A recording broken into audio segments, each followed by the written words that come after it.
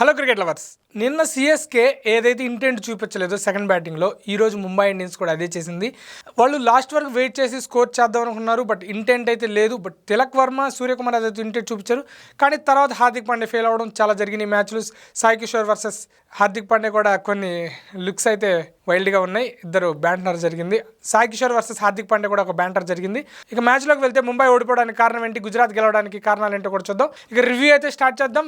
లైక్తో start చేయండి, అలాగే comment చేయండి, షేర్ చేయండి, సబ్స్క్రైబ్ చేసుకోండి. ఇక మ్యాచ్లోకి వెళ్ళిపోతే హార్దిక్ పాండే టాస్ గెలిచి ఫీల్డింగ్ తీసుకున్నాడు. హార్దిక్ పాండే చాలా కాన్ఫిడెంట్గా ఉన్నాడు, ఎందుకంటే తన అహ్మదాబాద్ పిచ్ మీద తనకి చాలా ఎక్స్పీరియన్స్ ఉంది కాబట్టి. కానీ హార్దిక్ పాండే కూడా చెప్పాడు, ఇది చాలా ట్రిక్కీ వికెట్, చేస్ చేసే కష్టం అవుతుంది, కానీ మేము చేసే క్యాపబిలిటీ ఉంది, మేము చేయగలం అన్నారు. గిల్ కూడా బ్యాటింగ్ రావడం హ్యాపీ అన్నాడు. బట్ చేంజెస్ చూస్తే పెద్ద చేంజెస్ ఏం లేవు.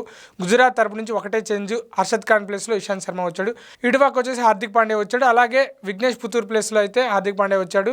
ముంబై పక్క 2 చేంజెస్ ఉన్నాయి. విఘ్నేష్ పుత్తూర్ ప్లేస్లో హార్దిక్ పాండే వచ్చాడు.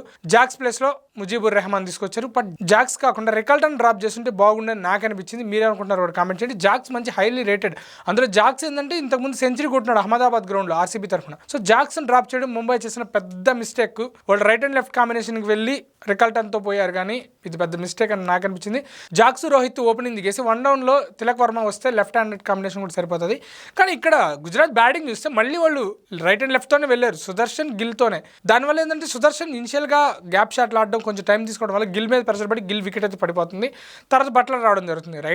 ఇద్దరు రైట్ హ్యాండర్స్ గిల్లు బట్లర్ ఓపెనింగ్ దిగేసి 1 డౌన్లో సుదర్శన్ వచ్చినా బెటరే ఉంటుంది, కానీ వాడు రైట్ అండ్ లెఫ్ట్ కాంబినేషన్కి వెళ్తున్నారు కాబట్టి త్వరగా వికెట్ పడింది. ఈసారి అక్కడ రూదర్ఫర్డ్ రాకుండా షారుఖ్ ఖాన్ వచ్చాడు. సో ఇక్కడ రైట్ అండ్ లెఫ్ట్ కాంబినేషన్ నమ్ముతా ఉన్నారు కాబట్టి ఎర్లీగా వికెట్లు పడిపోతే షారుఖ్ ఖాన్ రావాల్సి వస్తుంది కదా రూదర్ఫర్డ్. కానీ ఫిలిప్స్ని డ్రాప్ చేసి రూదర్ఫర్డ్ని ఎన్ని రోజులు ట్రై చేస్తారో కూడా చూడాలి. ఫిలిప్స్ లాంటి ప్లేయర్ని పక్కన పెట్టి, రూదర్ఫర్డ్ బిగ్ హిటరే, కానీ ఫిలిప్స్ లాంటి క్యాపబుల్ ప్లేయర్ కాదని నేను నమ్ముకుంటున్నాను. సో ఫిలిప్స్తో వెళ్తే వాళ్ళు ఇంకా ఫిలిప్స్ లాంటి ప్లేయర్తో వెళ్ళి వాళ్ళు కానీ కొంచెం పవర్ ప్లేయర్ కానీ స్కోర్ చేసి బట్లర్ కానీ ఉండి కానీ ఉంటే వాళ్ళు ఇంకా 220+ స్కోర్ అయితే చేసేవాళ్ళు. బట్ వాళ్ళకైతే అనుకున్న స్కోరే వచ్చింది. 200 చేయకపోయినా కూడా 196 అయితే మంచి స్కోరే. రషీద్ ఖాన్ లాస్ట్లో ఒక 4-6 కొట్టడం. కాకపోతే వాళ్ళకి ఏంటంటే టాప్ ఆర్డర్ బాగా ఆడారు. గిల్ క్యామియో ఆడాడు, అలాగే సుదర్శన్ 50, బట్లర్ ఆడడం అయితే జరిగిపోయింది. కానీ రాహుల్ తెవాటే ఫస్ట్ టైం డకౌట్ అయ్యాడు రన్అట్ రూపంలో, కానీ వాళ్ళకి ఓకే స్కోర్ వచ్చింది. బట్ ఇక్కడ మన సత్యనారాయణ రాజు, మన తెలుగు ప్లేయర్ అయితే ఫస్ట్ 2 ఓవర్లు రన్స్ ఇచ్చేసాడు. వైడ్లీ ఆడిన యార్కర్స్ ట్రై చేసి కొన్ని బాల్ అయితే స్లాట్లో వేసి రన్స్కి ఇచ్చేసాడు. అలాగే దీపక్ చహర్ కూడా రన్స్కి వెళ్ళిపోయాడు, ముజీబుర్ రెహమాన్ కూడా రన్స్కి వెళ్ళిపోయాడు. కానీ బోల్ట్ అయితే ప్రామిసింగ్గా కనిపించాడు కాబట్టి సరిపోయింది, కానీ లేకుంటే ఇంకా రన్స్కి వెళ్ళేది. బట్ ఓవరాల్గా బౌలింగ్ పరంగా చూస్తే ముంబై ఇండియన్స్ అయితే డిసప్పాయింట్ చేసింది. ఫీల్డింగ్లో ఇంకా బాగా డిసప్పాయింట్ చేసింది. ఓవర్ త్రోస్ పరంగా చాలా డిసప్పాయింట్. దానివల్లే వాళ్ళు స్కోర్ వచ్చింది. మనం డిస్కస్ చేసుకున్నాం ప్రివ్యూలో, ఏ టీం అయితే బెటర్ బౌలింగ్ చేస్తుందో వాళ్ళే గెలుస్తారు అనుకున్నాం. కానీ గుజరాత్ టీం ఇంత బాగా బౌలింగ్ చేస్తుందని నేను అనుకోవాలి. పిచ్ కూడా వాళ్ళకి అనుకూల ఇచ్చింది, స్లో అయిపోయింది. But Rohit Sharma first Siraj bowling 2 boundaries కొట్టినా కూడా తర్వాత వబుల్ సిమ్తో అయితే సిరాజ్ అయితే క్లీన్ బౌల్ చేశాడు రోహిత్ శర్మని. రోహిత్ శర్మ అది ప్రపంచంలో ఏ బ్యాట్స్మెన్ దానికి డిసీవ్ అయిపోవాల్సింది. అంత బాగా ఇన్స్వింగ్ అవుతూ లోపలికి వెళ్తే అది wobble SIM ball clean bowled అయ్యాడు రోహిత్ శర్మ. తర్వాత తిలక్ వర్మ వచ్చాడు. అక్కడ మళ్ళీ లెఫ్ట్ హ్యాండ్ అక్కడ మళ్ళీ ఇద్దరు left hand batsmen Rickelton, Tilak. మళ్ళీ రికల్టన్ కూడా ఇన్సైడ్ ఎడ్జ్ సిరాజ్ బౌలింగ్ లో బౌల్డ్ అవడం. తర్వాత సూర్య, తిలక్ చాలా ఇంటెంట్ చూపించారు, కానీ వాళ్ళ వల్ల కాలేదు. తిలక్ ఇనిషియల్గా స్కోర్ చేసినా కూడా తర్వాత బాగా స్ట్రగుల్ అయ్యాడు. తర్వాత సూర్య రన్ రేట్ పెంచే ప్రయత్నం అయితే తను బ్యాటింగ్ చేస్తా ఉన్నా కూడా తిలక్ బాగా స్ట్రగుల్ అవుతా తను అవుట్ అయ్యాడు. తర్వాత రాబిన్ మింజ్ని ట్రై చేశాడు. రాబిన్ మింజ్ మంచి హైలీ రేటెడ్, తను కూడా షార్ట్ సెలెక్షన్ అయితే వర్స్ట్గానే ఉన్నది, తను కూడా కనెక్ట్ చేయలేపాడు.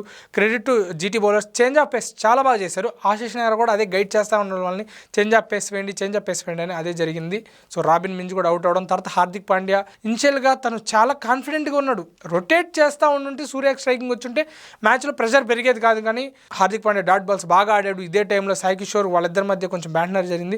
సాయి కిషోర్ ఎందుకు అంత సీరియస్గా చూసాడు ఎవరికి అర్థం కాలేదు హార్దిక్ పాండ్యా లాంటి బ్యాట్స్మెన్కి. బట్ హార్దిక్ పాండ్యా కూడా ఒక లుక్ ఇచ్చాడు.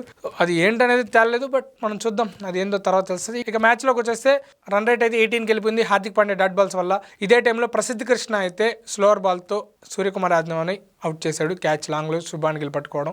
అప్పటికి 18కి వెళ్ళిపోయిన స్కోర్. తర్వాత హార్దిక్ పాండ్యా మళ్ళీ ఒక చిప్ షాట్ ఆడబోయి సిరాజ్ క్యాచ్ ఇచ్చి అవుట్ అయిపోయాడు. Credit to Prasidh Krishna, 4 overs 18 wickets. Credit goes to Prasidh Krishna. 4 ఓవర్స్కి 18 runs ఇచ్చి 2 వికెట్లు తీశాడు. ఇదే మ్యాచ్ చేంజింగ్ స్పెల్. అసలు 200 చేసే టైంలో ఇలా వేయడం అయితే సిరాజ్ కూడా పాయింట్ టు పాయింట్ ఉన్నాడు, పర్ఫెక్ట్గా వేసాడు బౌలింగ్. ఇనిషియల్గా కొన్ని రన్స్ ఇచ్చినా కూడా 2 వికెట్లు క్రూషియల్ వికెట్లు తీశాడు. రబాడా రన్స్కి వెళ్ళినా కూడా ఓకే. రషీద్ ఖాన్ 2 ఓవర్సే ట్రై చేశారు. ఇషాంత్ శర్మ కూడా తను బాగానే వేశాడు, 2 ఓవర్స్ వేశాడు. సాయి కిషోర్ అయితే తన స్పెల్ కంప్లీట్ చేశాడు. రషీద్ ఖాన్ 2 ఓవర్స్ యూస్ చేసుకున్నారంటే గుజరాత్ అయితే చాలా కాన్ఫిడెంట్ కనిపించింది. సో ఈ మ్యాచ్లో ముంబై అయితే ఫస్ట్ 10 ఓవర్లకి వెయిట్ చేసి తర్వాత స్కోర్ చేద్దాం అనుకున్నారు. అప్పటికే పిచ్ స్లో అయిపోయింది.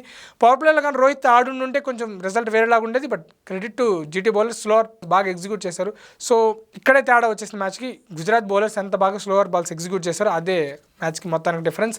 సో ముంబై ఓడిపోవడానికి అదే కారణం. టాస్ గెలిచి బ్యాటింగ్ తీసుకున్నా కూడా ముంబై వీళ్ళు స్లోవర్ బాల్స్ ఎగ్జిక్యూట్ చేయడమే మ్యాచ్ అని నేను అంటున్నాను. మీరు అనుకున్నారు కామెంట్ చేయండి. ఇలాంటి వీడియోస్ కోసం సబ్స్క్రైబ్ చేసుకోండి, లైక్ చేయండి, కామెంట్ చేయండి. ఉంటాను. By, thanks.